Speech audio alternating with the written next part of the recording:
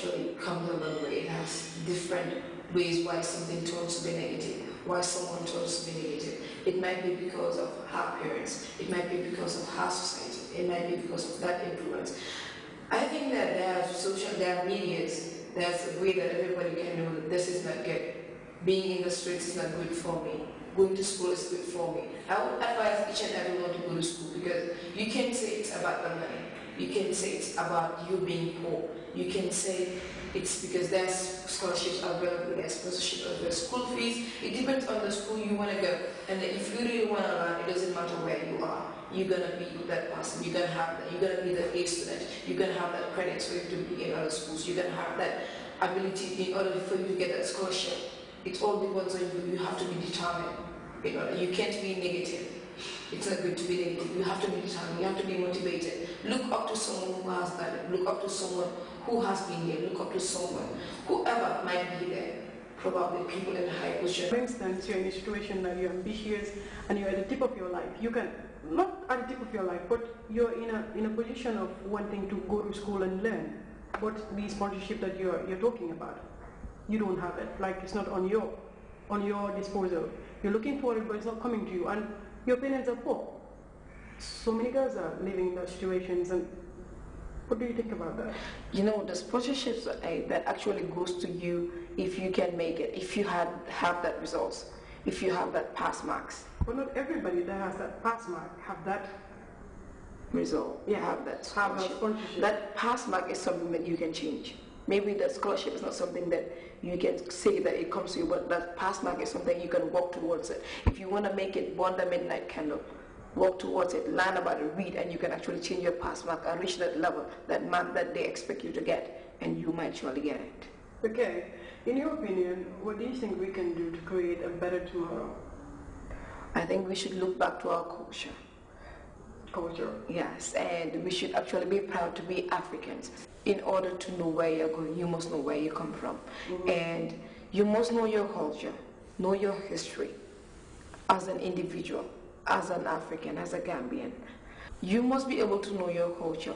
Have that respect, that regard for your elders. Be able to wear that African clothing. Be able to say, yes, I'm African. Be able to walk towards your future. Be able to look towards people like the great Nelson Mandela, Oprah Winfrey, who made it in different sections. I think that might help someone. I'm glad you're mentioning the Africans. Currently, we have so many dropouts. And this is said to be part of our attitudes or the way we live our lives nowadays. What do you think about that? To be quite correct, yes. We used to have a lot of dropouts. I think the number have minimized because there are many reasons some people get pregnant and drop out. Some people tend to be not wanting to go to school and drop out.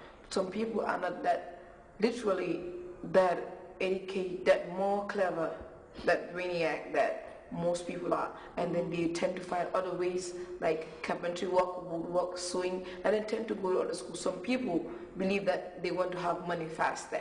That is why they drop out. But I think that everybody realizes that education never fails anybody. If you're well educated, you surely make it in one way or the other. And you as a girl child, if you drop out because you're pregnant, you have the free will to give back to that baby. Learn that moral, know that, yes, I failed last time, but I can do it again. Get up, go back to school and then do it again, and you would make it, because that thought of you having a baby would make you want to achieve more, would make you want to be a better mother. So. Okay. You look beautiful and intelligent. Tell me your ideal man for marriage. Whoa. First of all, he should be able to appreciate a woman that goes to work, because some guys don't want their wives to work. And he should be wise, and he should be able to respect decisions. He should be able to, I guess he should be ready to talk to me. He should be open enough to talk to me. And we should be able to understand each other. And I like a guy with a sense of humor, I guess, because smiling all the way almost always, I guess. You don't have to be anything special, because it's what I see in you that matters, not what others see in you. So I think there should be just that unique, distinct figure that I like.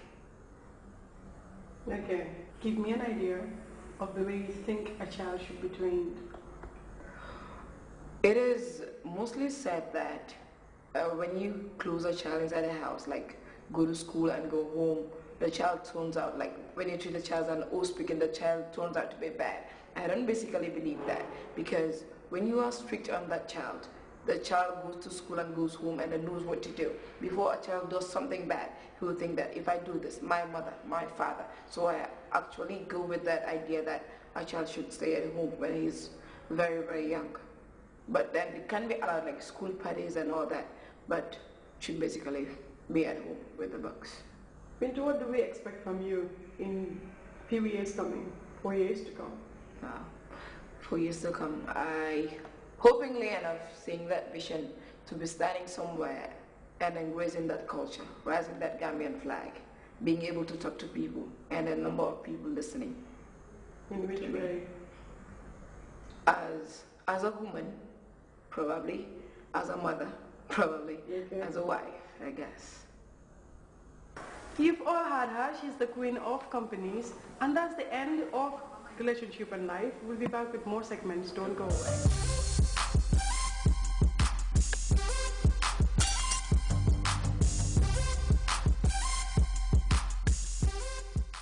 It's all about fashion and beauty, and it's all about us girls. So, Bintu, tell me, what is your opinion regarding fashion and beauty? Well, I love fashion. I love dressing up. But then it all depends on your mood as well. How you feel like it's, how you dress, how you're feeling that day. Sometimes you might not be in the mood to put on all makeup. You just pull a jeans and shirt and go. So, but it's nice. So depending on the mood. Yeah. What about you? My feel mood. Happy? You feel happy and then you have a lot of time to put on that makeup. Yes, it's cool, but it also has a place and time and where exactly you're going to also. So tell me, how do you normally prepare for yourself, like daily basis? Daily basis. Pertaining going to work, we have a work uniform, so that is very easy. But then I love flat shoes. I love wearing flat shoes. When I'm going to school, usually I love putting on jeans and shirts, jeans and shirts, and school bag and flat shoes. That's normal me. At home, I love maxi dresses. I love wearing long dresses as well. Okay, I remember your platform was culture. Mm-hmm. Are you promoting traditional dresses? Well, as a fashion trend right now, we have that wax, that ashoke, that Ghanaian fabric that people usually use to sew into this European styles, that fashion is the simple styles, the much more comfortable styles. I have several of them, the ones that I love wearing at times. Usually it's very easy to wear, comfortable and simple. Let's talk about the ladies that wear short things. What do you think about that? Well, it depends on what you technically mean by short, because a dress might come up to your knee and somebody might consider it short. It might come way, way above your knee and that is practically short. But then you can be comfortable in it, but others in the society might not be okay with it. You have to also consider people around you when wearing something very short. So it's basically not advisable depending on the place and time as well. Okay, what's your definition of beauty? Beauty. I basically believe in inner beauty, because that is much more beautiful, because that outshines someone that is outside. Somebody that's mostly beautiful inside is always beautiful on the outside. You have to be open to people. You have to be able to give people that reason to smile. You have to be that person that everybody loves, that person that people want to be close to. That beauty that is inside you, that people I say, yes, there is something about her that we all like. Okay, let's talk about heels and bags. Do you fancy them? Yeah, I love them. I love them depending on where I'm going as well, because it's not very comfortable to walk in heels, especially when they are that way, that very tall. But then it gives you that boost, it gives you that status, it makes you look much more prettier in heels. But then you have to be able to walk in them, not be shaking in them. But now that you're a queen, people will expect you on heels. God, people. Well, the people that are outside there mostly are people that I know and people that are my friends. And usually me and my friends, we are comfortable in flat shoes. We walk in them. Wear flannels?